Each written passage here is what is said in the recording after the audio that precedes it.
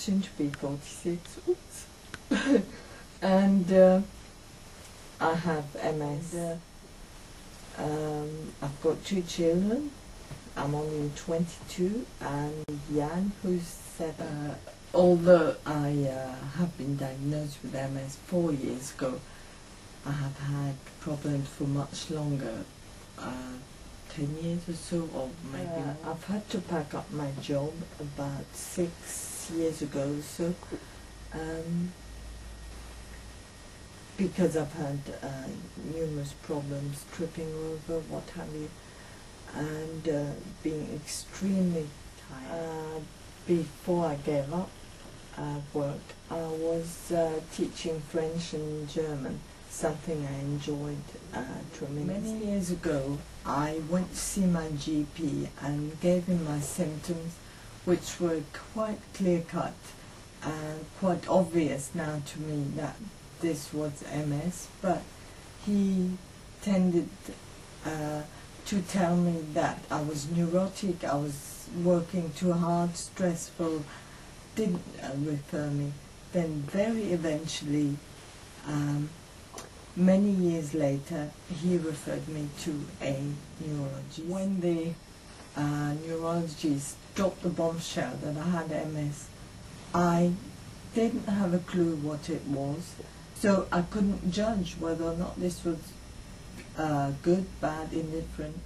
When the neurologist told me I had MS, and as I said, it didn't make any difference to me because I didn't understand what MS was.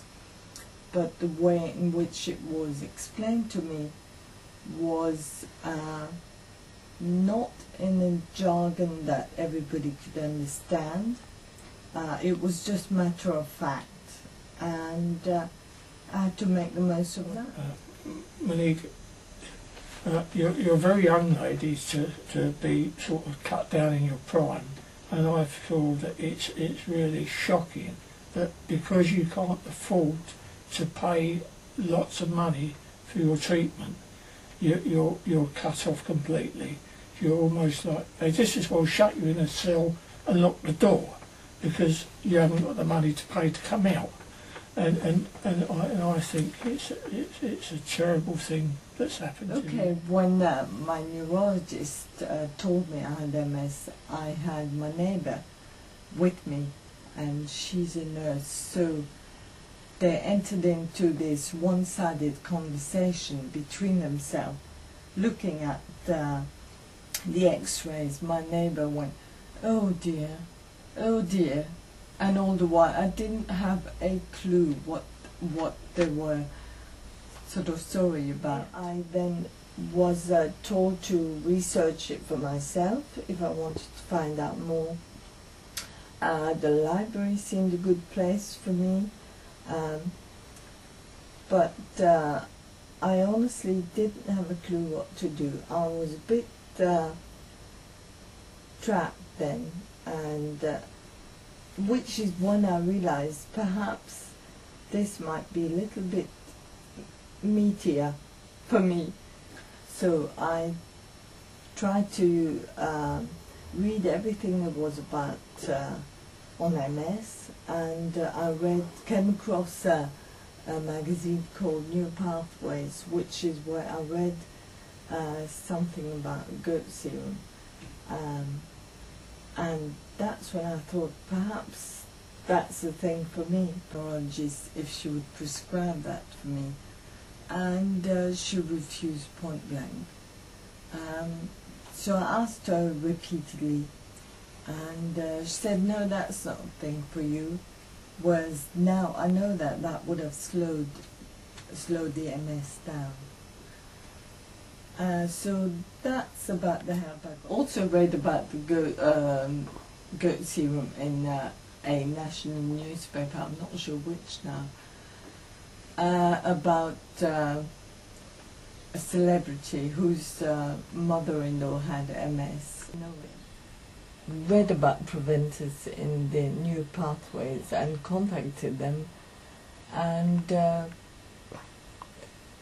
from then on, that's history. So I got the EMS Pro, and when I was on it for a few weeks, I kind of walked from the sink to the fridge, which is around 7 meters or so.